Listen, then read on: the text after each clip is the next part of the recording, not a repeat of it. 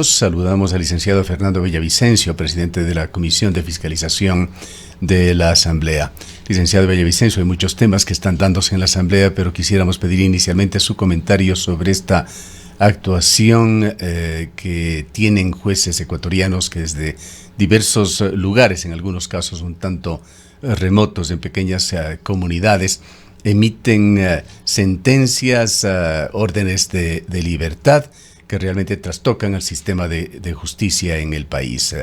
El juez de Paján, que dejó en libertad a Daniel Salcedo por proceso de inquilinato, ha sido suspendido por el Consejo de la Judicatura, y acabamos de informar sobre la captura de uno de los líderes de la banda de los Lobos, que fue liberado hace pocos días también por una acción judicial, que ha vuelto a ser capturado el día de ayer. ¿Qué es lo que está pasando con el sistema judicial y la actuación de jueces en Ecuador? Le damos la bienvenida.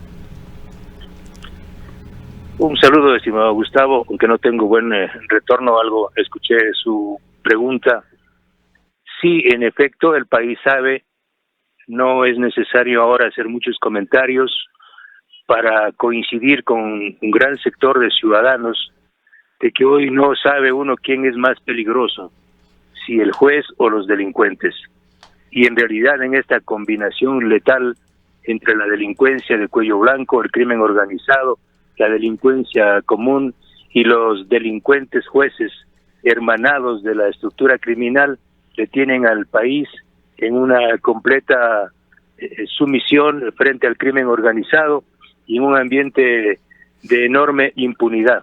Lo que acaba usted de revelar es parte de un álbum de comportamiento lesivo, inconstitucional e ilegal de varios jueces, no solo en el caso del juez de Paján. Este juez también está siendo observado desde hace varios meses, y yo mismo me permití remitir la semana anterior cuestionamientos de varios ciudadanos de la provincia de Manabí en contra de este juez, que había fallado a favor de ciudadanos que estaban perjudicando con bienes a gente humilde de Paján y de la provincia de Manabí. Pero qué decir de jueces como el juez Curipayo de Santo Domingo de los Áchilas, que dejó en libertad a Jorge Glass Espinel, y el mismo juez dejó en libertad a dos peligrosos criminales vinculados al cartel de los Lobos. Me refiero a alias Cuyuyuy y alias Madrid, quienes luego aparecen vinculados al crimen de su ex jefe, Leandro Norero, en la cárcel de Cotopaxi. Y así puedo seguir contando.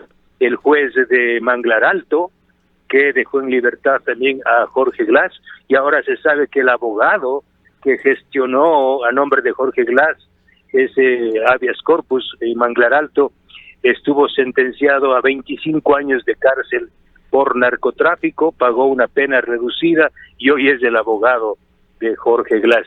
Este es el ambiente de putrefacción jurídica y política, y después quieren que no les digamos que hay narcopolítica en el Ecuador y narcojusticia. Y se encuentra aún en suspenso, hay expectativa con respecto a qué es lo que suceda con el ex vicepresidente Jorge Glass. ¿Cómo ve usted el desarrollo de ese tema? Debía procederse al revés, como manda el derecho. Primero resolver el tema de la unificación de penas, y una vez que la justicia resuelva ese pendiente, entonces poder solicitar o acogerse a la prelibertad. Pero aquí de lo que se trata es de quebrar el derecho a través de jueces corruptos que utilizan esta figura constitucional del recurso de habeas corpus y de la justicia constitucional para beneficiar a delincuentes de cuello blanco. Cuéntenos ahora qué es lo que está pasando en la Asamblea. Usted retornó a la Asamblea, pero entendemos aún hay presiones, en este caso no vendrían directamente del correísmo, también de Pachacutic, ahora con una denuncia de Mireya Pazmiño, que pide su suspensión por 30 días. ¿Qué es lo que está pasando allí? Bueno, la Asamblea ha sido convertida en un manicomio político. El término es exacto. Perdieron la razón, actúan desde el odio, desde la venganza y desde sus ánimos conspirativos. El correísmo es el que lidera esta conspiración. La señora Mireya Pazmiño nunca fue de Pachacuti. Ella es una correísta con huipala. Es más, fue expulsada de Pachacuti hace semanas atrás. Es decir, ella está ahora de corazón y de convicción donde siempre estuvo, en las filas del correísmo. Como ahora ya no pueden llevarme con quejas y acusarme por haber emitido mensajes en redes sociales, como decir que hay un asambleísta de Comoda, o como decir a otra asambleísta que no tenga odio y que mire en amplitud de la realidad del mundo, ¿sí? O por decirle a otro legislador que es una persona peligrosa. Ahora, en cambio, pretenden valerse de presuntas irregularidades, que además son completamente falsas, cometidas en la Comisión de Fiscalización, como es esta acusación de la señora Pazmiño, que ella me tiene un odio muy especial por el tema del juicio político a los vocales del Consejo de Participación Ciudadana. Vea, Eduardo, aquí el punto es clave. Esta señorita, sí, correísta, presentó un juicio político orientado a censurar y destituir a 4 vocales del Consejo de Participación Ciudadana y salvar a la sobrina de Huacharnaco. Y ese fue el objetivo de esta correísta tapiñada, perdón, ya no es ni siquiera tapiñada, ¿sí? Pero como la Comisión de Fiscalización emitió un informe recomendando el juicio político a todos, a los 7, que se vayan todos, porque todos habían incurrido en incumplimiento de funciones, la señorita correísta tapiñada perdió los estribos, se movió el mundo de la sinrazón, el odio y la venganza, y ahora me planteó una queja pidiéndome 30 días de suspensión y también sin sueldo. O sea, quieren ya que yo salga a pedir caridad por ahí, a trabajar de periodismo. A propósito, ¿se le pagó ya su sueldo como se había ordenado desde la justicia? Mire, horas después de que solicité a la jueza Manosalvas y al defensor del pueblo, como dispone la sentencia, que se ejecute íntegramente la misma, asustados en la Asamblea Nacional el día de ayer, ordenaron el pago de mi remuneración íntegra.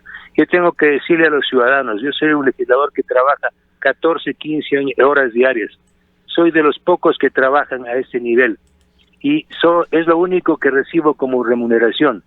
Yo no soy de los legisladores que tienen el sueldo de asambleísta para comprarse una peinilla o fumarse un tabaco. Yo vivo de esa remuneración. Cuéntenos, licenciado Villavicencio, su opinión nuevamente en estos temas enredados entre política, acciones judiciales. Está lo del juez de la Concordia, Ángel Lindao, quien ordenó al Parlamento, a la Asamblea, disculparse e incluso colocar una placa allí, tema que ha sido acogido a regañadientes por el presidente de la Asamblea. Hay protestas del correísmo, de los socialcristianos por este tema. ¿Cómo ve esta otra enredada situación? Ha dicho sea de paso, la presidenta de la Asamblea de que esperan que llegue la sentencia a la Asamblea para apelar, y ha dicho tener la certeza de que otro juez a su vez revocará lo decidido por el juez Ángel Lindao. Miren, lo más impresentable que puede pasar en una sociedad civilizada es que el templo de la democracia, me refiero al Parlamento, que crea leyes, que aprueba leyes, sea la primera institución en desconocer esas leyes. Aunque no nos guste, aunque no estemos de acuerdo con que algunos sectores recurran a la justicia constitucional para revisar procedimientos políticos, en este caso del Parlamento, pues eso manda la Constitución, eso manda en la ley y hay que respetar. Y lo que tenía que hacer y tiene que hacer el presidente de la Asamblea y el Consejo de Administración Legislativa es y aceptar ese fallo de un juez y esperar la apelación hasta que llegue a la Corte Constitucional, si ese es el procedimiento, para que se decida la constitucionalidad o no de la medida. Pero uno no puede actuar en caprichos porque perdieron.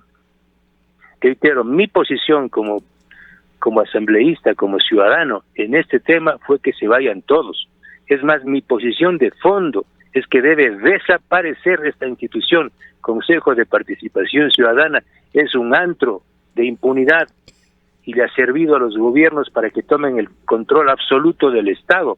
Esta institución ha gastado 143 millones de dólares de los ecuatorianos y jamás ha sacado una sola investigación, jamás ha hecho y ha generado ningún proceso de participación ciudadana. Esa es mi posición como Fernando Villavicencio. El Consejo de Participación Ciudadana tiene que irse a su casa y a la tumba. Por eso apoyo también la consulta popular. ¿Cómo se podría explicar lo dicho por Virgilio Saquicela en el sentido de tener certeza de que el recurso de apelación en Santo Domingo será positivo? Entran nuevamente en este juego las decisiones de jueces que actúan, tal como hablábamos en otro sentido, en manipulaciones que incluso llegan a peligrosos delincuentes que hacen jueces en el país. Sí, pero esos son los jueces que tenemos y también debemos recordar, porque hay gente que en este país pierde la memoria fácilmente, que el 98-99% de esos jueces provienen de sorteos y de procesos de calificación realizados durante la administración del señor Gustavo Yalc, el hombre fuerte del correísmo, ¿verdad? Entonces, todos o casi todos los jueces que están ahí poblando la institución judicial provienen del útero del correísmo. ¿Cómo ve usted la situación de corrupción en el país? ¿Hay reales intenciones de cambiar, licenciado Villavicencio? Estuvimos hace muy pocos días dialogando con Luis Verde Soto, el secretario anticorrupción. Él pone su esfuerzo y su fe en el futuro. Dice que la prevención es lo que tendrá que cambiar las cosas, pero muy poco ha hecho, dice, del pasado. Es más, señaló que en la Secretaría Anticorrupción en sus archivos no encontró absolutamente nada útil con respecto a los archivos que quedaron de las administraciones que le precedieron en ese organismo. Mire, yo creo que hay que hablar con la verdad. Yo no estoy aquí para echarme flores, pero debo destacar algunos aspectos importantes en lo que podría llamarse esta cruzada de lucha preventiva en contra de la corrupción. Mire usted, el informe de la Comisión de Fiscalización sobre el gran caso Coca-Cola Sinclair, que no mereció el apoyo ni del correísmo ni de dos asambleístas del gobierno. Yo me mantuve en esa posición de que la central hidroeléctrica Coca-Cola Sinclair no puede ser recibida por el Estado ecuatoriano porque está plagada de corrupción y de perjuicios económicos a la patria. Y ahora el nuevo ministro de Energía coincide enteramente conmigo y el propio presidente de la República. Entonces, mire usted, Gustavo, y cuencanos y azuayos y ecuatorianos, la lucha en contra de la corrupción le sirve a este país. Estamos hablando de la mayor obra de ingeniería de este país como Coca-Cola Sinclair y ahora ya tenemos al menos desde el gobierno central una posición clara. En otro tema, desde la Comisión de Fiscalización yo impulsé la oposición y la negativa a que el bloque 16, que fue operado durante 40 años por la compañía Repsol y que debía revertirse ya y que debe revertirse el 31 de diciembre de este mes al Estado ecuatoriano, y que toda la infraestructura de superficie y reservas remanentes valoradas en 2.000 millones de dólares debe pasar gratuitamente al Estado. Esa fue mi posición. Pero aquí existieron trampas e intenciones de ampliar ese contrato por 20 años más y lo que hubiese significado un perjuicio enorme para el Estado ecuatoriano. Mi lucha desde la Comisión de Fiscalización significó para que el gobierno cambie de criterio y ratifique que ese bloque será revertido al Estado ecuatoriano este 31 de diciembre. Vea usted, Gustavo, que sirve la lucha preventiva en contra de la corrupción cuando también desde el Ejecutivo se encuentra sentires y posiciones para reflexionar y de cambio. Y lo otro, mire, hace pocas horas acabamos de ganar una gran batalla cuando el juez acaba de negar las pretensiones de la Federación de Comercializadores de Pesca Artesanal, de combustibles de pesca artesanal, que pretendían 8 millones de dólares. Yo hablé con el presidente Lasso, hablé con Aparicio Caicedo y les dije, No podemos, el Estado ecuatoriano no puede pagar 8 millones de dólares, esto es ilegal. Y logramos quebrar un informe de la Procuraduría de Petroecuador, logramos cambiarlo y salvar al país no solo del pago de 8 millones, porque todas las comercializadoras iban a pretender homologarse. Esto significaba un perjuicio para el Estado ecuatoriano de más de 200 millones de dólares. Ese es el trabajo que vengo realizando desde la Comisión de Fiscalización. Claro, pero esto yo no estoy haciendo fiesta, ¿no? Usted me pregunta y yo aprovecho esta oportunidad para compartir con ustedes y decirles que hay esperanza en la lucha contra la corrupción. No sé si usted participó en un evento que se dio el día de ayer en Quito, organizado por la Embajada de Estados Unidos y la Oficina de las Naciones Unidas contra la Droga y el Delito. Allí estuvieron representantes del Consejo de la Judicatura, de la Contraloría General del Estado y la Defensoría del Pueblo. Estas jornadas eran justamente denominadas iniciativas anticorrupción. Nosotros mantuvimos una reunión con el embajador de los Estados Unidos, una reunión a nombre de nuestro bloque de asambleístas para abordar esta cruzada transnacional de lucha contra el crimen organizado y el narcotráfico y para buscar elementos de consenso que atraviesen esta iniciativa continental de construir una ética pública distinta y de impedir el avance de los procesos de corrupción. Y en ese sentido hemos orientado algunas acciones conjuntas con la Embajada de los Estados Unidos, considerando además que los más importantes procesos judiciales de lucha contra la corrupción tienen como origen en las fiscalías de los Estados Unidos y varias cortes, como el caso Petrochina, que tiene a 7 personas ecuatorianos y extranjeros procesados en la Corte de Nueva York y más de 14 procesados en las Cortes de la Florida.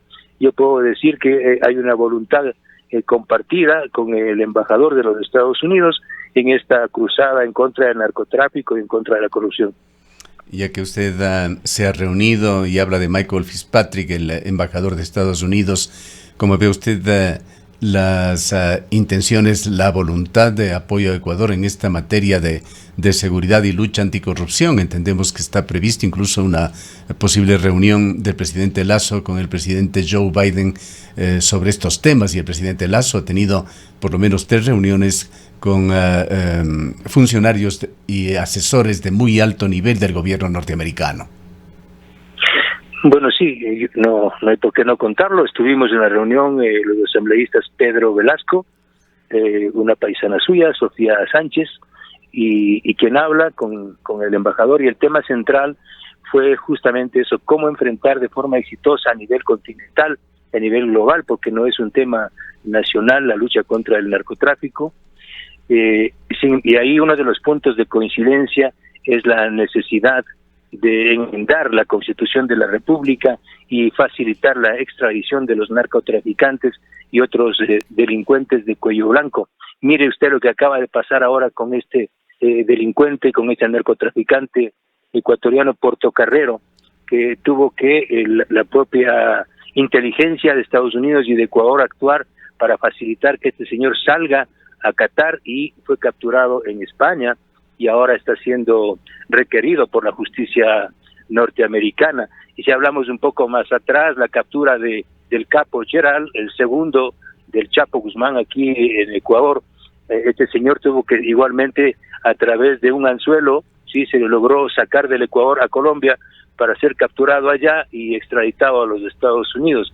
Es muy importante, estimado Gustavo y amigas y amigos de la radio, la lucha contra el narcotráfico, activando la necesidad de extraditar a los capos del crimen organizado, aquellos que hayan lavado recursos del narcotráfico y de corrupción en los Estados Unidos, o que hayan ingresado estupefacientes a los Estados Unidos y son procesados allá, deben ser extraditados desde Ecuador. De esa forma, sin duda, va a reducir el nivel de violencia en las cárceles, y esto va a ayudar a que el Ecuador recupere un poco de paz y de tranquilidad. Esto mientras obviamente recuperamos y cambiamos la justicia de este país. Y esto de hecho nos lleva a reflexiones sobre la consulta popular. Claro, ese es el punto, apoyar sin duda al menos nuestro frente de parlamentarios en el que se encuentra la colega Suaya Sofía Sánchez, vamos a apoyar, y entiendo que muchos sectores, la gran mayoría, de acuerdo con las encuestas, está de acuerdo con la extradición de los narcotraficantes. Solo aquellos que están vinculados con el narco, con el crimen organizado, apoyarán el no. Para finalizar, el licenciado Villavicencio, ¿cuál es su punto de vista sobre cómo el gobierno ecuatoriano está manejando el caso de la exministra de Transportes y Obras Públicas, María de los Ángeles Duarte? Se ha decidido firmemente no dar salvoconducto a la exministra, y esto ha desatado una guerra en las redes sociales. Es una posición en derecho y es una posición decente y soberana. La señora María de los Ángeles Duarte está sentenciada por un delito de sobornos, de recibir recursos económicos de compañías constructoras para las campañas electorales. Y esos delitos no merecen amnistía, tampoco merecen asilo político y tampoco un salvoconducto. Ahora veo que los correístas están exigiendo salvoconducto. Yo les recuerdo lo que pasó con el caso de los propietarios de Diario El Universo. Ellos no tenían sentencia. Y Rafael Correa se negó a otorgarle el salvoconducto a los señores Pérez para que puedan viajar a Panamá. Ahora estamos hablando de una delincuente sentenciada por un delito de sobornos y cohecho, como es María de los Ángeles Duarte. Y eso que aún otros procesos no se activan, están en Fiscalía General del Estado. Así es que yo respaldo la posición del gobierno del presidente Lasso en ese sentido. Bien, le agradecemos mucho por este contacto. Muchas gracias a usted. Declaraciones del licenciado Fernando Villavicencio, presidente de la Comisión de Fiscalización de la Asamblea Nacional. Son las